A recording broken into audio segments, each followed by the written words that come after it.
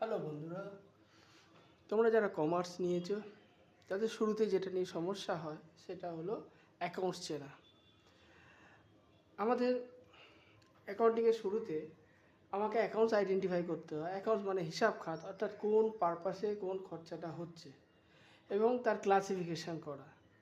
এবং অ্যাকাউন্টসকে নর্মালি তিনটে ভাগে ভাগ করা যায়, একটা রিয়েল, পার্সোনাল, নমিনাল।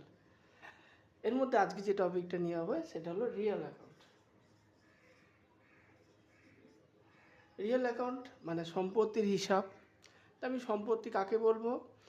সম্পত্তি বলতে যার ফিউচার ইউটিলিটি আছে, যার ভবিষ্যৎ ব্যবহারযোগ্যতা আছে, অর্থাৎ আজকে যার জন্য খরচা করছে এবং তার আগামী কয়েক বছর বা কয়েকটা হিসাবকাল পর্যন্ত সেটা আমি ব্যবহার করতে পারবো, তার থেকে কিছু আর্নিং করতে পারবো বা তার থেকে কিছু সুবিধা ভোগ করতে পারবো, তাকেই রিয়েল অ্যাকাউন্ট বলে।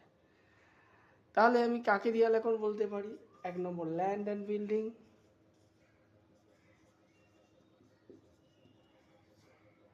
2 ফার্নিচার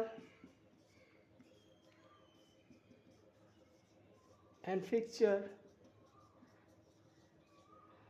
3 ক্যাশ।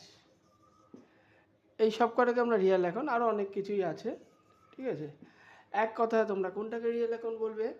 যেগুলোর ফিউচার ইউটিলিটি আছে, অর্থাৎ দেখো ল্যান্ড অ্যান্ড বিল্ডিং আজকে কিনছি, আগামী কয়েক বছর ব্যবহার করতে পারবো, ফিউচারের থেকে আয় অর্জন করতে পারি বিভিন্নভাবে। ফার্নিচার ফিক্সচার, তারও ভবিষ্যৎ ইউটিলিটি আছে, ক্যাশও আছে। মোটর কার যদি বলি সেটারও দেখবে ফিউচার ইউটিলিটি আছে।